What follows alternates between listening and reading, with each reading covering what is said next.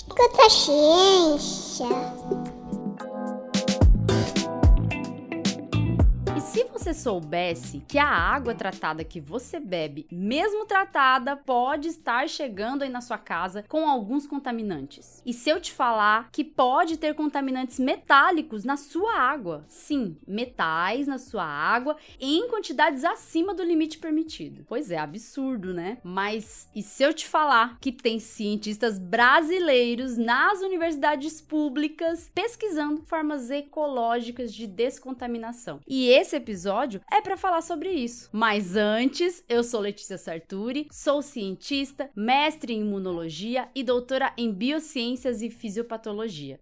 E esse é o Escuta Ciência. Hoje estamos aqui com um convidado especial. Estamos hoje com o professor e pesquisador Derval dos Santos Rosa, que é responsável por um projeto de pesquisa que busca soluções ecológicas para descontaminar a água. E a gente vai falar desse projeto aqui, mas antes, professor, eu gostaria que você se apresentasse para os nossos ouvintes. Seja bem-vindo ao Escuta Ciência. Oi, Letícia, tudo bem? Gostaria de cumprimentar você e, em seu nome, a todos os ouvintes deste importante trabalho que vocês vêm fazendo de divulgação no Escuta Ciência. Eu quero parabenizar todos os responsáveis por esse projeto maravilhoso. Eu sou Derval Rosa, eu sou professor universitário já há muitos anos, eu trabalho atualmente na Universidade Federal do ABC. A minha formação inicial, eu sou químico, depois fiz meu mestrado na química, meu doutorado na engenharia química, e muito tempo da minha vida, pelo que eu conheço,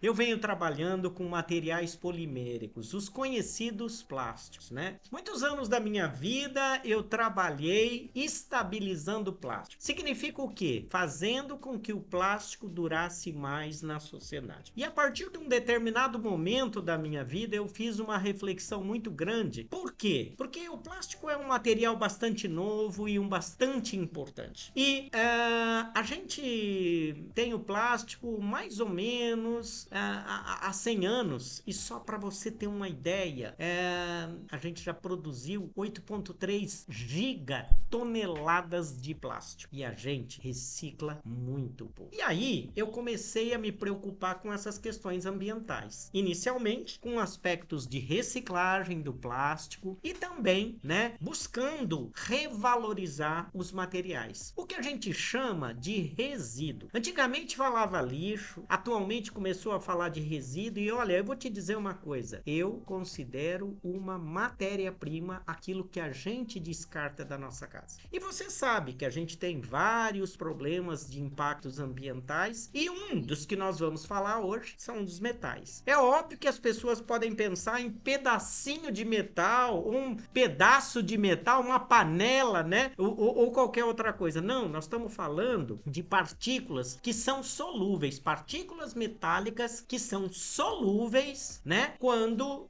descartados no meio ambiente. Então, a minha história vem indo para a questão ambiental de uma forma muito apaixonante, né? É claro que eu, como pesquisador, como professor, a gente tem a responsabilidade de formar pessoas, fazer projeto, né? E também, né, fazer esse trabalho de levar para a sociedade os resultados que a gente obtém. Então, atualmente, a gente tem 2 grandes projetos no nosso laboratório, um com a redução, claro, de químicos na agrícola e o outro para remoção do que a gente chama de contaminantes emergentes, que entre eles, né, a gente está falando aí de hormônios, de um monte de coisa, e os íons metálicos. Antigamente a gente chamava de metal pesado, todo mundo conhece o chumbo, né? E aí, mas a gente tem outros elementos que causam muitas doenças para nós. Então é isso que a gente está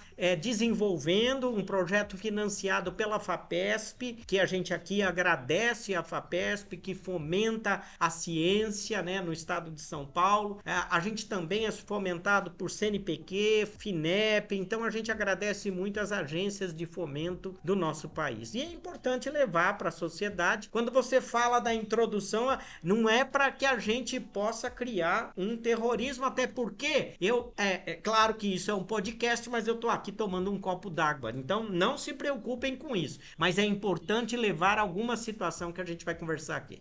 A gente não tá querendo criar terrorismo, a gente tá querendo motivar, né? Pensar assim, a gente sempre tem que pensar, eu acho que o que motiva as pessoas às vezes a se interessarem por ciência é ver um problema da sociedade que a ciência pode querer solucionar. E eu acho legal que a gente levante essa possibilidade. Existe um problema, a gente tem problemas, e a gente tem gente tentando solucionar esses problemas. A gente tá bebendo água, eu também bebo água da minha torneira passada só no meu filtrinho de barro, né? Mas vamos lá. A gente bebe água, a gente tem no Brasil muita água de qualidade também, a gente não pode falar que a nossa água não é de qualidade, né? Mas a gente tem um problema que a gente pode solucionar por meio da ciência. E é muito legal que o professor Derval tá aqui justamente para falar dessa pesquisa que foi motivada pela história de vida dele, por um desejo. E eu acho legal você ter falado isso, porque às vezes as pessoas não entendem que nós, cientistas, também somos motivados pela nossa paixão, pelas coisas que a gente acredita, pelos nossos ideais. E dizer que cientista não tem ideal é algo meio besta, assim, porque toda pessoa tem que ter, sim, um ideal, né? E é claro que isso não se confunde com viés de pesquisa. Viés de pesquisa é outra coisa. Essa pesquisa é uma pesquisa muito séria, como o professor falou, financiada pela FAPESP. Mas eu queria que você explicasse pra gente o que é, de fato, essa pesquisa, que pesquisa é essa? Uma pergunta também importante, assim, tem uma equipe, você tá sozinho? Como que é essa pesquisa? Primeiro, né, eu acho que é importante que a gente explique um pouco, né, que você toca num ponto muito importante que nós pesquisadores, né, que eu acho que muitos da sociedade, elas também não conhecem o quanto de dedicação no nosso dia a dia, nos laboratórios, não nossos só de pesquisadores, mas dos jovens cientistas, dos alunos, né, que se dedicam de manhã, de tarde e de noite para tentar entender o que vem acontecendo na sociedade.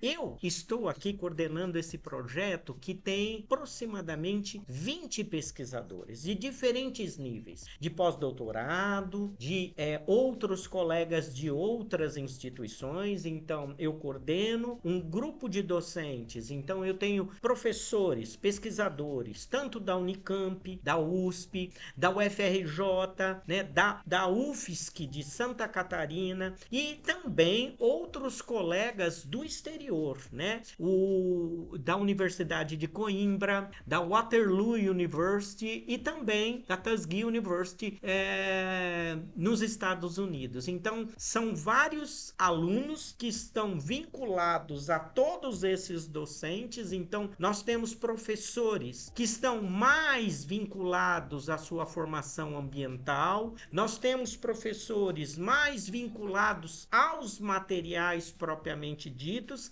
aqueles que vão capturar esses íons metais, esse metal que você falou aí que está presente na água, né? Então nós temos pesquisadores que estão com um olhar mais voltado a entender o fenômeno que está acontecendo, como também nós temos pesquisadores que estão preocupados no dispositivo que a gente lá na frente a gente vai entregar para a sociedade, tipo um filtrinho que vai colocar na sua torneira, que vai estar removendo alguns íons metálicos que são biocumulativos. E é importante explicar o que é biocumulativo. Às vezes a gente toma uma água, né, e a gente fala, tem só um pouquinho de alguma coisa, mas esse pouquinho não faz mal, só que ele fica no nosso corpo. Aí a semana que vem nós tomamos mais um pouquinho, e assim, é óbvio que se nós tivermos tudo bem, seu metabolismo tiver tranquilo, você tiver felizona, nós vamos lidando com essas questões, mas muitas vezes o estresse dessa chamada pós-modernidade tem todo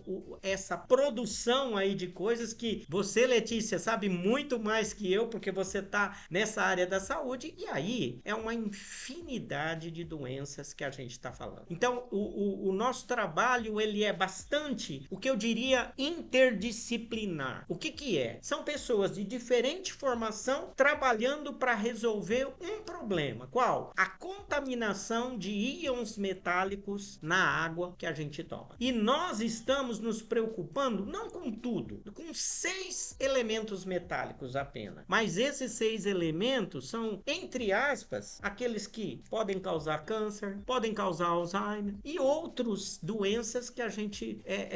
E isso, assim, né? Quando a gente começa a estudar, Letícia, é uma coisa muito prazerosa, muito gostosa, mas ao mesmo tempo a gente fica preocupado, né? Porque a gente vê uma sociedade cada vez mais jovem tendo problemas de saúde e a gente fala, não, é por causa da alimentação cada vez mais industrializada, cada vez mais a gente tem que trabalhar, já leva alguma coisa industrializado, às vezes a embalagem metálica que está vencida ou qualquer outra coisa. Eu vou contar uma coisa aqui, pode contar muito pessoal assim, não? Fique à vontade, fique à vontade. Olha, pra você ter uma ideia, eu tenho uma garrafa de academia muito boa, de marca, cara. Outro dia eu tava olhando, eu vi pontos de ferrugem lá dentro. O que que eu pensei no meu projeto? Falei, eu vou jogar essa garrafa fora, eu gosto tanto dela, mas eu não vou tomar esse metal que tá saindo da garrafa. Você vê a preocupação? Sim. Então a gente tem que começar a ficar ligado em relação a algumas coisas que a gente tá ingerindo, sim. Pois é, isso daí que você falou é importante porque a gente tem que tomar esse cuidado com o que a gente está ingerindo, porque a gente está falando de limites que são ultrapassados, né? A gente tem contato com metais na nossa alimentação, em medicamentos, em vacinas também. A gente tem contato com metais, só que o nosso corpo, ele tem um limite. E esse limite, né, o limite que a ciência diz, as resoluções, as normas, elas colocam ali limites para serem seguidos. O problema é quem fiscaliza esses limites, né? Tem gente fiscalizando, tá funcionando isso, né? Pelo jeito não, né? Não, olha, a primeira surpresa que eu tive no projeto, sabe qual foi? Eu peguei as resoluções, você falou de normas e eu peguei as resoluções. A gente tem um órgão, né, que cuida de saúde mundial, que é a OMS. A OMS, para esses íons metálicos, ela estabelece um limite de água potável. E nós temos no Brasil o CONAMA, que é um órgão vinculado ao Ministério do Meio Ambiente, tá certo? E aí, pasme, eu peguei e falei, né, para os jovens cientistas que trabalham com a gente no projeto, falei, gente, vamos fazer uma tabela e vamos comparar o que se estabelece lá fora e o que se estabelece aqui dentro. E a gente só tá trabalhando com 6 íons. Olha, só um tá igual no Brasil o que tá se estabelecido na OMS. Alguns deles são permitidos estar presente na água cerca de 100 vezes. Mais no Brasil do que lá fora. Então, é claro que a gente fica bastante preocupado, porque claro, tem coisas que estão acontecendo e claro que a gente tem que se preocupar, porque tem tecnologias que vão avançando e o país, nós somos um país subdesenvolvido, mas daí a gente ter esse acúmulo, né, desses íons presentes no nosso corpo é uma coisa bastante preocupante, né? Exatamente. Mas a gente tá falando, e quais íons são esses que vocês estudam? Eu trabalho com os 3K, que é o cádmio, né, o cobre, né? Oh meu Deus do céu, cromo 6. E os cromos 6, eu não sei se vocês lembram, nós tivemos um filme que eu choro muito, sabe? Eu sou meio chorão. E quando eu vi aquele filme da Julia Roberts, que ela era uma assistente de advocacia, não sei se você assistiu esse filme, que ocorria nos Estados Unidos e que ela percebeu que num vilarejo, numa numa pequena cidade, estava havendo um aumento da incidência de câncer, e principalmente de crianças. E era aquela coisa, mas é natural, tal, e ela começou a se aprofundar nesse estudo. E aí ela percebeu que as crianças nadavam num determinado rio e havia a injeção de água, e aí nós estamos falando de cromo 6. Então eu olho para cádmio, cromo 6, né, e cobre, íons de cobre. E o cromo 6, ele aumenta a incidência de câncer muito. Então, por outro lado, a gente olha para manganês, zinco, né, e cádmio. Cádmio que tem nas calhas que a gente sai dos nossos telhados. E eu fico lembrando bastante que eu sou do interior e que lá atrás, né, como a gente passa de 60 anos, eu lembro quando eu era criança que a minha mãe falava assim: pega a água da chuva. Não sei se vocês já viram falar disso, né? Então esperava lavar o telhado e depois colocava o balde para pegar a água da chuva. Agora eu fico lembrando, agora eu fico pensando, nos dias de hoje, não façam isso. Por quê? Porque tem um monte de poluição, você vai condensar, vai vir água contaminada e a calha tem muito cádmio. Então é lixiviado, lavado, né? E vem bastante contaminação. Então esses 6 íons, né, que são manganês, cádmio, zinco, cromo, cromo 6, basicamente, né, cobre e cádmio, essas são grandes preocupações nossas. Pois assim, e outra preocupação de vocês é fazer isso de maneira ecológica, né, remover de maneira ecológica. E aí existem materiais específicos que podem remover. Que materiais são esses? Como que funciona esse processo de remoção? Basicamente, o que acontece? Os tratamentos de água, eles removem grande parte dessas quantidades desses íons, né? Mas pequenas quantidades são mantidas na água. Então a gente desenvolve materiais biodegradáveis. Materiais que, quando usados, eles são descartados no meio ambiente e eles não vão agredir o meio ambiente. Nós desenvolvemos 3 tipos de produto. O que a gente desenvolve? Membranas, ou seja, materiais porosos, tá bom? Membranas são filmezinhos porosos que você pode colocar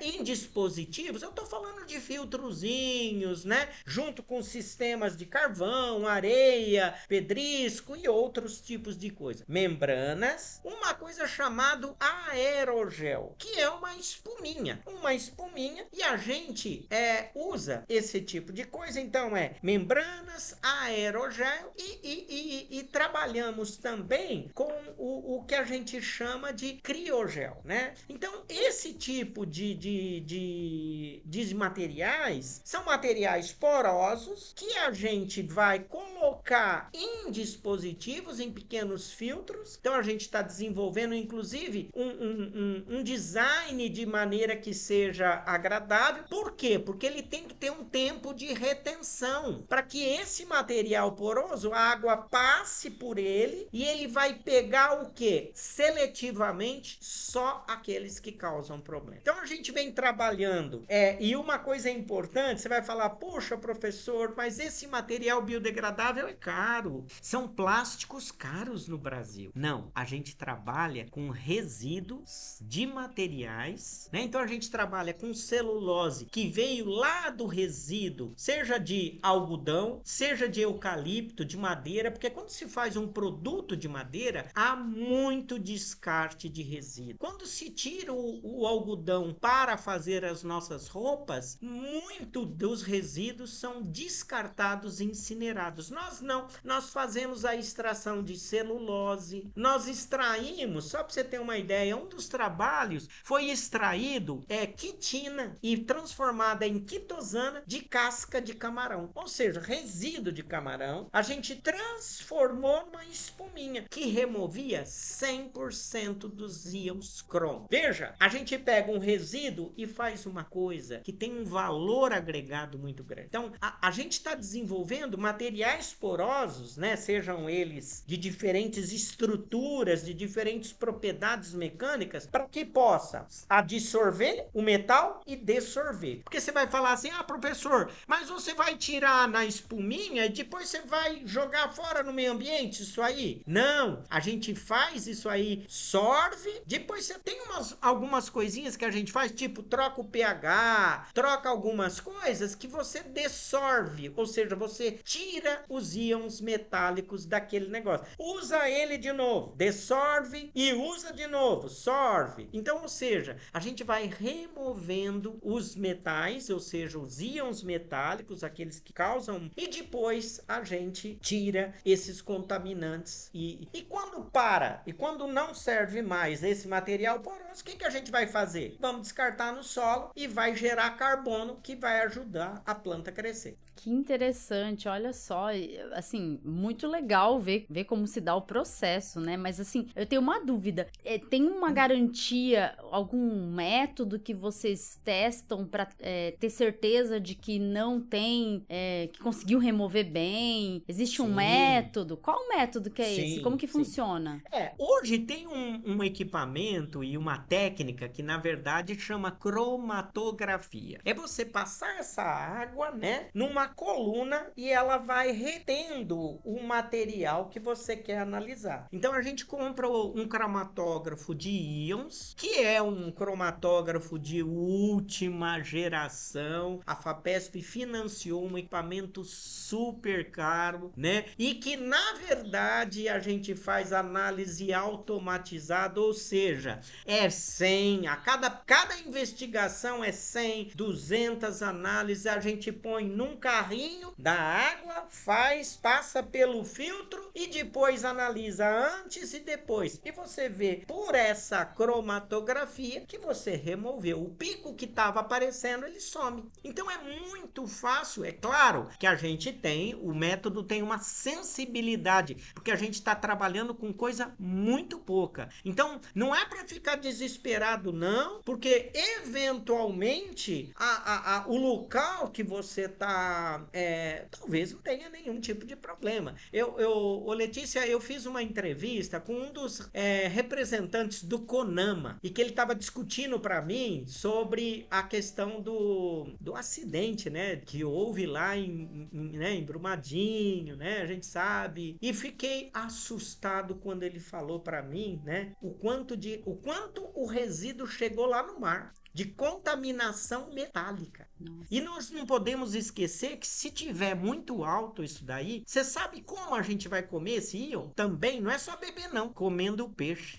Então, ou seja, a gente toma água, o peixe alimenta, mas eu não quero desviar da sua pergunta, né? Professor fala muito, né? Então a gente analisa por cromatografia de íons. Então o cromatógrafo, ele tem uma metodologia para cada um desses 6 íons e a gente faz análise de todos os íons em cada mudança que a gente faz no material. E a gente vai modificando a estrutura do material para quê? Para ter maior eficiência nesse processo de remoção. É claro que alguns materiais, quando começa o trabalho, né? O que a gente faz? A gente não tem tanto sucesso. Então eu tive alunos que desenvolveram material, removeu muito o cobre, mas não removeu o zinco. Outros já. Então a gente tem um grande quebra-cabeça que a gente fica se preocupando em acertar. É interessante isso, né? Porque a gente quer uma ferramenta que remova todos os tipos de metais ali, mas pode ter uma variabilidade de acordo com o metal que você deseja remover, né? Vocês conseguiram trabalhar bem com isso? Como que tá sendo? Na verdade, olha, o que a gente faz? A gente tem um negócio que a gente faz uma varredura, é um screening, né? Então, assim, eu desenvolvo um material e aí o que eu faço? Eu filtro a água nele e eu analiso todo. Aí eu já vejo qual desses íons, desses 6 que eu tô falando, que o material gosta mais. Aí eu faço um estudo cinético, eu faço um detalhado e esse íon eu ponho várias concentrações dele para saber o quê? Porque, por exemplo, esses materiais, eles poderão ser utilizados em empresas, porque não aqui, né? Em alguns países, tô brincando, tá? Você sabe que o pessoal joga à noite, escondido no rio, né? Não, mas lá nos outros países, né? Você tá entendendo, né, Letícia?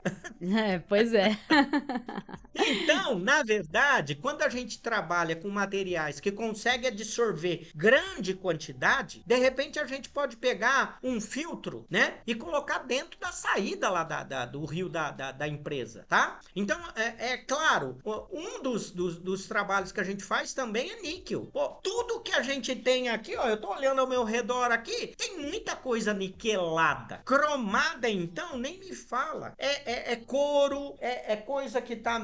Sabe aquele pedacinho mais douradinho? É cromado. Então, são coisas que a gente compra um produto e você não sabe como ele foi feito, né? Então, assim, lá na galvânica, quando niquelou, o que fez com aquela solução, né? Agora, respondendo a sua pergunta, o que nós estamos pensando? De repente, Letícia, se a gente tem um material que pega muito de um íon metálico e o outro pega muito o outro, poxa, no filtro eu ponho uma camada de um material, outro material. Qual é o nosso filtrinho aqui na nossa casa? Você entendeu? Você mesmo falou que usa o filtro de barro, que é aquela vela de cerâmica, que tem uma permeação, né? E que dentro tem uma série de sequência granulométrica, ou seja, tamanho diferente de carvão, e que vai filtrando toda a contaminação maior. E nós estamos falando, esses metais que nós estamos discutindo aqui, eles estão dissolvidos na água. Você não vai ver, tá bom? É importante que quem nos ouça aqui, nós não estamos falando de pedacinho de metal que eu vou ver, não. Tá dissolvido na água. Nós estamos falando de íon mesmo, né? De íons, né? Partículas pequenas e que muitas vezes, Letícia, como é muito pequenininho, você sabe que pode permear pela camada proteica da célula e causa o quê? Alteração celular. E isso aí começa a dar uns treme na gente, né? Eu tô brincando, mas são doenças extremamente sérias, tá? Sim, a gente tem que entender, assim, que lógico, nossas células têm passagem para íons, existe uma série de contatos que as nossas células fazem com íons, e muitos desses íons são importantes até mesmo para reações enzimáticas, né? A gente tem vários íons que fazem parte ali de cofatores importantes para as enzimas funcionarem, para o metabolismo funcionar, mas conforme a gente já falou, isso é considerado contaminante quando tá acima, né? Quando a gente tem muito contato, por causa dessa capacidade de se acumular no corpo, de se acumular também no que a gente chama de cadeia alimentar, como a gente falou do peixe.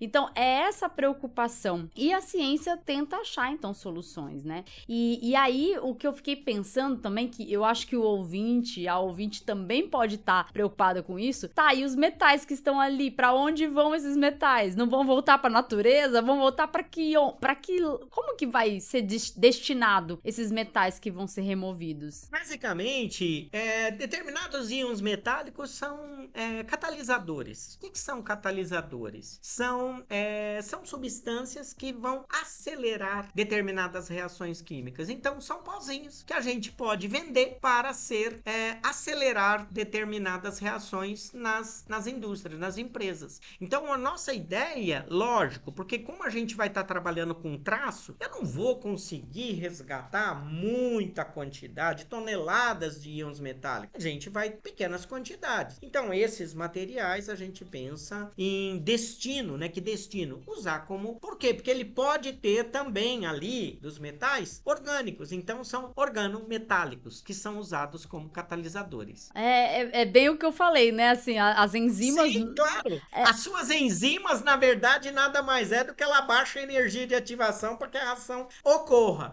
E o catalisador também faz a mesma coisa. Então, a gente tá cheio de enzima no nosso corpo, só que esses metais eu não quero que volte pro nosso corpo não, tá, Letícia? Porque senão ele causa doenças sérias, né? E aí a gente tá falando de coisas...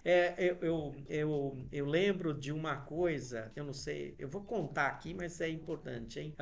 Uma vez eu fui dar uma aula, né? E chamado de tópicos experimentais. E aí, um das experimentos era a determinação de cobre em cachaça, pinga. No primeiro momento, falei assim, né? Eu não vou dar esse experimento, não. Porque eu vou acabar estimulando o jovem a beber, né? O jovem, aquele de 18, 17, 18, 19, 20 anos, né? Pra festa, aquela coisa toda. Eu falei, não, acho que não, absurdo, né? Aí eu falei, bom, mas por outro lado, eu posso determinar o quanto tem de cobre e mostrar para eles. Aí eu criei um slide com um filme, né, da doença. E pus as doenças que ocorriam do cobre, falando, então agora nós vamos pro laboratório, nós vamos determinar cobre nas cachaças. Pasme, acabei comprando um monte de pinga. E comprei uma pinga que o jovem acaba comprando, que é o tal do corote. Você conhece o corote? Não? O corotinho.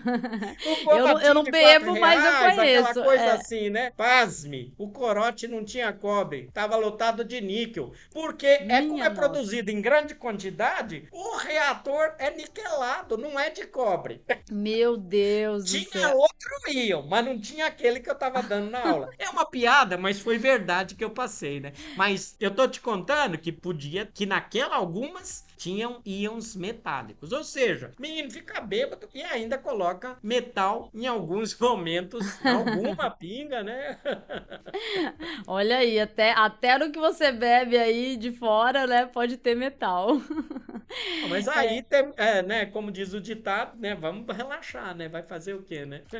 A gente não tem muito jeito, né? Tem tanta Não coisa tem acontecendo que a gente começa a ficar preocupado, mas a gente tem que entender que também tem pessoas que estão se preocupando e estão trabalhando para melhorar. O que a gente precisa sempre é valorizar a ciência, né? Ter sempre investimento para esses trabalhos, essas pesquisas poderem seguir adiante. Aqui no estado de São Paulo, a FAPESP faz isso muito bem. É uma pena que no resto do Brasil ainda a gente tenha uma queda tão grande, né, em investimento em ciência, que é tão importante. Olha... E aí, um ponto importante também pra gente ressaltar, né, Letícia, é que o jovem, né, eu faço também, assim como você, esse trabalho é extremamente importante para que aquele jovem que esteja no ensino médio, ele tenha, né, uma motivação para estudar. Porque hoje a gente cada vez mais está criando novos produtos, a gente precisa de novos produtos porque essa sociedade, né, cada vez mais consome mais a gente e a gente tem que ter alguns confortos. Mas as empresas estão falando de, né, ESG, Environmental Social Governança, e então vai preocupar com o meio ambiente, vai questões sociais e a governança. Só que o jovem lá, ele tem que entender que vai ter que ter pessoas pensando nesse desenvolvimento da ciência e que a gente que está mais experiente, eu diria, há mais tempo, né, a gente vai se aposentar. Então o jovem tem que chegar e tem que ter o brilho pela ciência. Nós temos que ter muito prazer nisso aí. Por quê? Porque só com dedicação é que a gente vai conseguir resolver cada um desses problemas que estão aparecendo. Então eu acredito muito na ciência. Eu vejo que a nossa geração e cada vez mais a nova geração tem muito mais responsabilidade. E embora em algum momento o país possa enfrentar alguma crise em relação a isso, mas nós passamos isso também. Eu lembro que quando eu me formei, não tinha emprego. Eu saí da Unicamp, quase não tinha emprego. Depois começou a surgir e é sempre uma onda, né? Então a gente sabe que cada vez mais, acabo de chegar hoje de um congresso muito importante, que é o French Brazilian Meeting on Polymer. E o que eu vi lá? Um monte de francês, um monte de japonês querendo pesquisadores o quê? Brasileiros, que trabalhamos muito. Somos trabalhadores. Isso aí, a gente trabalha muito e os pesquisadores brasileiros são muito capazes, né? E é importante deixar claro, porque às vezes a gente tem um pouco... existe essa ideia, às vezes, na sociedade, de que o que é bom vem de fora. Não. A gente é capaz de produzir coisa boa aqui dentro. A gente precisa manter investimento em ciência. É aqui dentro que a gente tem muitos cérebros importantes que devem ficar aqui, né? E não devem sair do país. É por isso que o investimento é essencial. Mas assim, agora, fechando então esse episódio, que foi muito bom, porque deu pra uma pessoa que escuta o podcast que tá muito longe ali do mundo acadêmico, porque o Escuta Ciência tem ouvintes que nem tem ensino superior, tem muitos ouvintes assim, com esse perfil. Essa pessoa pode ter conhecimento de uma pesquisa desenvolvida aí nas universidades públicas, né, na Federal do ABC e também em outras, né, porque é uma equipe interdisciplinar de várias áreas e tem muitas universidades envolvidas, e essa pessoa pôde conhecer um projeto legal que se preocupa com uma questão ambiental, que se preocupa também com a saúde humana, ou seja, tá envolvida aí em várias áreas, e então eu acredito que você, professor Derval, conseguiu trazer para esse episódio exatamente o que a gente precisava, mostrar a importância da ciência brasileira, mostrar também a importância das universidades, desse investimento que tem que ter nas pesquisas, né? E mostrar que a ciência tem uma implicação direta na sociedade. Às vezes as pessoas acham que a implicação tá muito longe, que o que tá lá,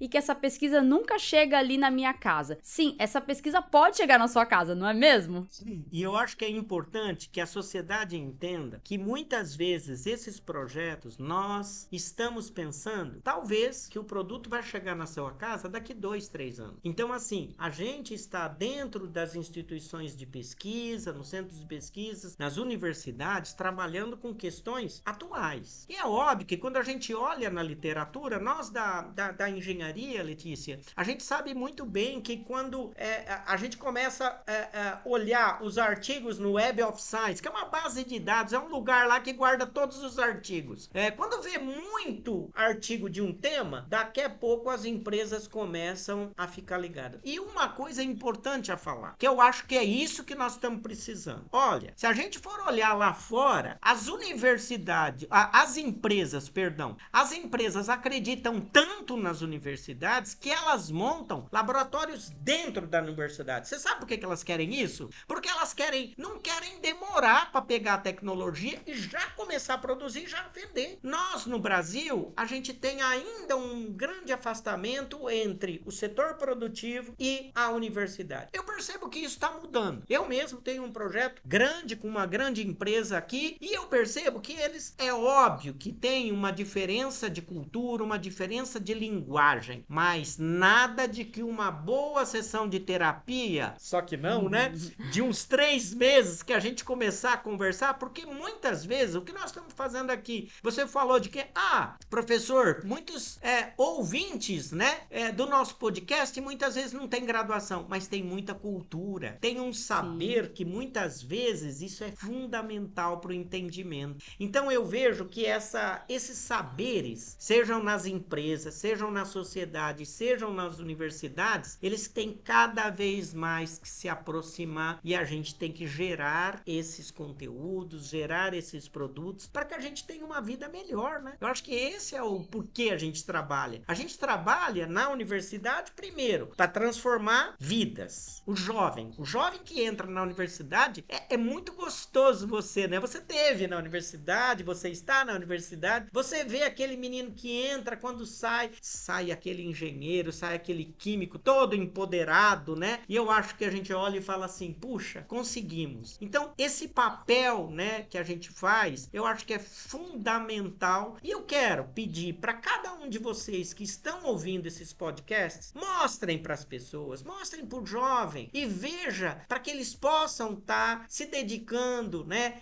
Às vezes não tem condição, tem muita universidade pública que 50% das vagas são gratuitas, significa que não paga mensalidade. Então a gente tem que mostrar isso. Eu vou às vezes no supermercado, eu falo pra menina assim do caixa, você estuda? Ela fala, não, porque eu não consigo pagar. Você sabia que aqui do lado tem uma universidade gratuita? Então a sociedade tem que aproveitar das universidades públicas. Nós temos que ir. Os projetos de extensão têm que ser cada vez mais importantes para que a gente leve os resultados. E nesse sentido, eu queria agradecer muito esse podcast que está fazendo um trabalho belíssimo de levar para a sociedade, qualquer nível, o que?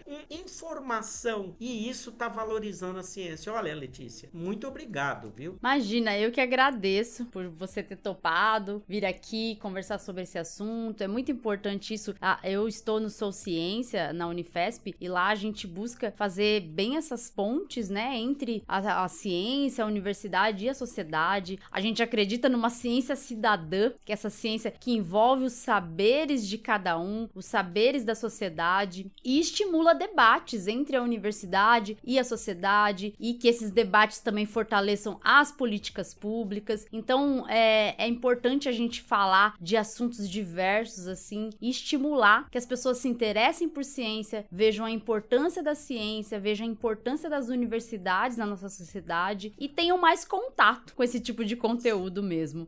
Muito obrigada, viu, professor? Mas antes eu quero fazer uma propaganda. Você me autoriza ou não? Sim, eu já ia falar isso. Faça suas propagandas de seus outros trabalhos, fale como que as pessoas podem te encontrar também na internet, né? Porque hoje em dia a gente tá em rede social e tá em tudo quanto é canto, né? Sim.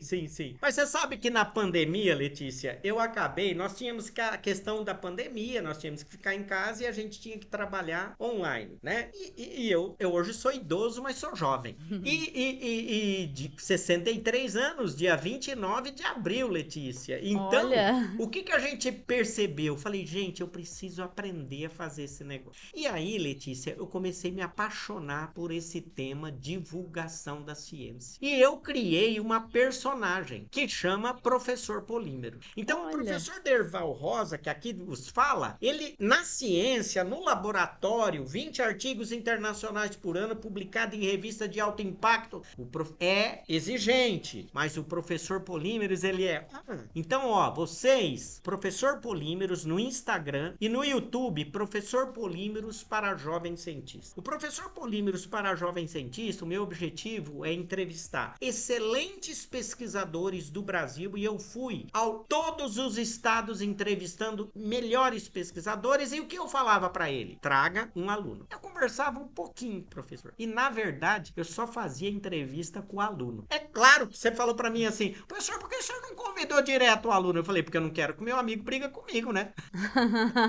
Então, eu faço divulgação científica no Instagram, Professor Polímeros. Eu sou pequeno ainda, a gente tá com 14.200 seguidores. Eu espero que a gente estoure depois desse podcast, que é famosíssimo, né? Eu sei que ele é famoso, sim, né? Vai estourar. A gente vai colocar até o link. Aí. Vai colocar certinho todos os dados do perfil na descrição do episódio para os ouvintes conseguirem seguir lá e acompanhar o seu trabalho. Muito bom. Então, no YouTube, Professor Polímeros para Jovem Cientista e no Instagram, Professor Polímeros. Olha, muito obrigado por você me dar essa oportunidade. Eu que agradeço. Foi muito bom o episódio. Tenho certeza que quem tá ouvindo também gostou muito e vai poder te acompanhar também nas redes sociais e no YouTube para poder, então, ter mais conhecimento a respeito dessa área, que é uma área tão importante também para nossa sociedade. É isso, pessoal. A gente vai ficando por aqui. Tchau, tchau e até o próximo episódio.